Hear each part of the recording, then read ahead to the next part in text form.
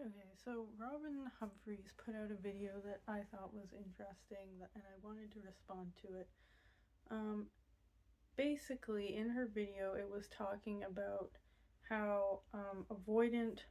partners could never be happy in a relationship with a securely attached partner, even though the securely attached partner is able to deal with the avoidance issues. And the reason being is that when the avoidant starts feeling avoidant, as they do, and they pull away and they are not responding, they don't have the capacity to respond to the secure partner's messages, the secure partner is completely understanding of that and doesn't penalize them. However, the secure partner continues on as if nothing is wrong, basically, and continues messaging them with the same frequency as they always do,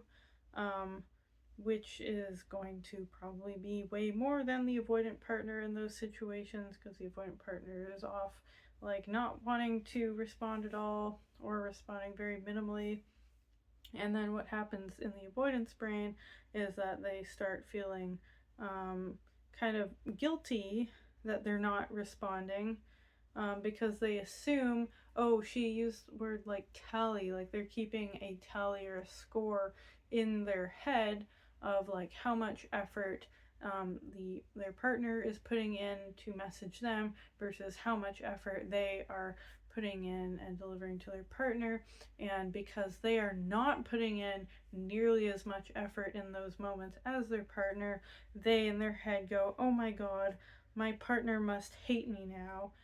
regardless of how their partner feels. And I think in her example, the securely attached partner actually does not hate them, is very understanding, because they know, oh yeah, like the avoidant is just like that, and sometimes they don't have the capacity to respond, but in the future, they probably will regain that capacity, and I'll get this sort of reciprocity back in the future, and that's fine. Like, it doesn't have to be consistent necessarily. And then the thing that she didn't address that I wanted to address, but I think it also kind of has a solution, because I've thought it out a bit, was the avoidant. Yeah, because the way she framed it was that it's completely irrational, this like scorekeeping, basically, and that the securely attached partner is not scorekeeping, actually, in her words. It's only the anxiously attached one who thinks that if they don't match this amount of energy in this moment, that they are going to be thought less of by their partner.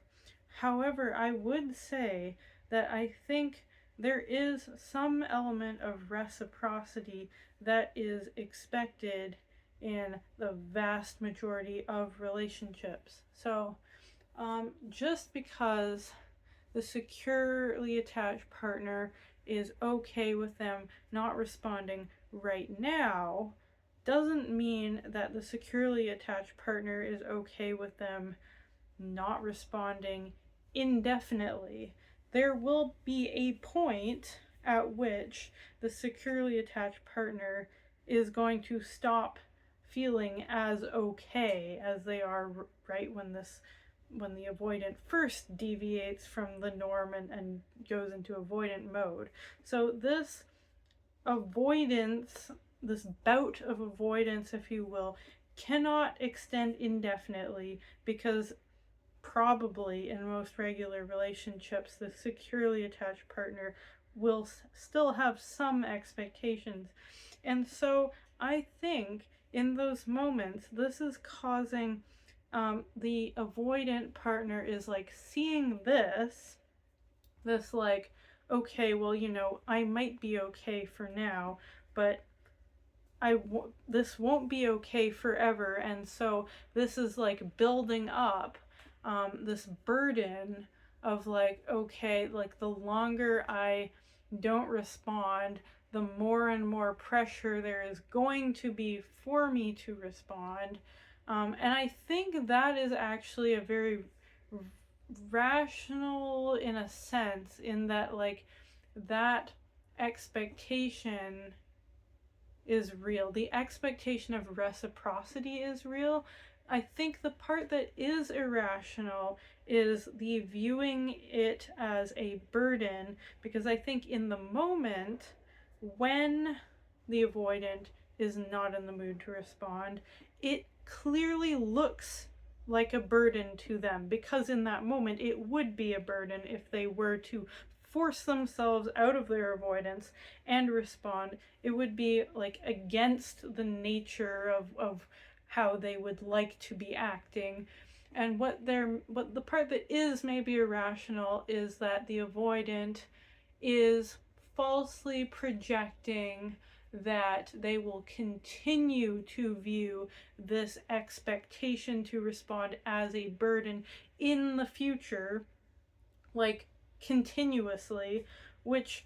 the securely attached partner can probably see, like, take a step back, because they're not like in the thick of it, in this like yo-yo sort of mental state the avoidant partner is caught up in. And they can see, okay, this person has a clear pattern where sometimes they draw away and then sometimes they come back, and when they come back they're very happy to be back, and then sometimes they need to draw away again, and that just keeps happening. So it's a reasonable expectation that that will continue to happen in the future, and therefore the securely attached partner will probably not take this very personally, and they will project sort of that expectation of reciprocity in the future as like, yeah, that's probably going to happen. It seems like a safe bet. Whereas the avoidant, caught up in this mental state of the avoidance, is not able to imagine their future state of mind where responding to all of these texts would actually be of their own free volition, and in fact that they would want to be doing that and not having to fight themselves to do that. So I think, yeah, that is maybe the real crux of the issue that I wish Robyn had covered. Okay, thank you.